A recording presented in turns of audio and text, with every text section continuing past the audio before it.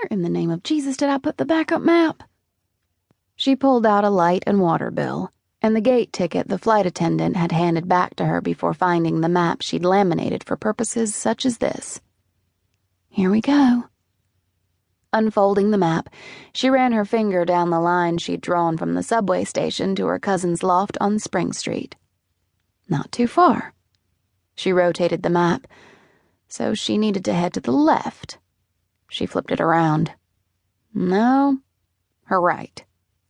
She looked up, trying to find a kind soul who might point her in the right direction, but no one made eye contact. An older man walked his dog, glancing down intermittently at a newspaper, moving at a turtle's pace. Maybe he'd be nice enough to point out the correct way. She tugged her suitcase and dodged another flood of people coming out of the subway tunnel to reach the gentleman, whose dog lifted its leg on a scrawny tree set into the wide sidewalk. Honking horns and the swoosh of traffic surrounded her, rattling her nerves even more. Excuse me, sir?" The man didn't look up, merely kept his eyes on the folded newspaper in his hand. "Sir?" He lifted dark eyes beneath winged eyebrows. His swarthy skin indicated he might not speak English. Clutched her suitcase tightly, in case anyone got any bright idea about making off with her undies and the sensible cardigan sweater her mother had forced her to pack in order to fight the chill. As if June in NYC was cool. She held up the map and pointed to the little star indicating her cousin's 5-story building. Hoping the man understood, she asked for directions. "Is this place that way?"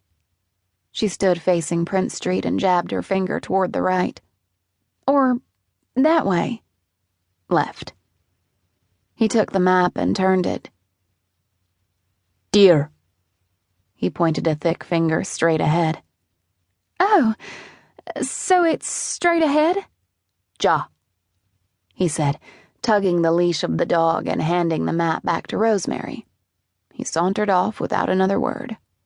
"Thank you," she called, not really knowing if the man had given her the right direction or not. "Have a good evening." He lifted his hand and kept trucking. "Guess I'm going straight," she said to herself. A woman passing with a baby stroller looked at her oddly. Rosemary merely gave her a little wave and smile, feeling stupid. Probably something she should acquaint herself with. "You aren't in Kansas anymore, Dorothy," she muttered.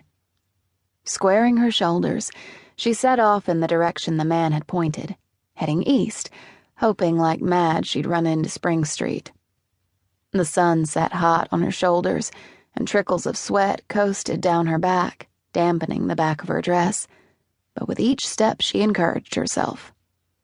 "No big deal, Rosemary. You're a competent person taking a little walk. It's still light out, you're perfectly safe. Stop being a ninny. You got this." Several people stared at her. She was, after all, rolling luggage behind her. But most talked into their phones or stared vacantly ahead, earbuds in place, world tuned out. After Rosemary had walked 3 blocks, she knew something was wrong. She pulled over, this time against a glass storefront, and took the map from the pocket of her bag, cursing herself for not charging her phone during the layover in Atlanta. She traced a finger along her current route and saw the issue. She was walking parallel to Spring Street. If she hopped 1 block over, she'd be on the right street, but would have to double back a few blocks to get to the building where her cousin lived. "No big deal," she said. A man carrying a bag of groceries looked over. "Huh?" "Oh, nothing," she said, death grip on her luggage handle. "Just talking to myself." He made a face before continuing on his way. Rosemary wiped at the sweat dripping into her eyes and turned down Mulberry Street, hoping her makeup wasn't pooling. Rosemary rarely wore the stuff, but Eden had scored a bargain correction stick to hide the blemish on her chin, along with some shimmery eyeshadow. So much for being glamorous. She was sweating like a preacher during a July tent revival.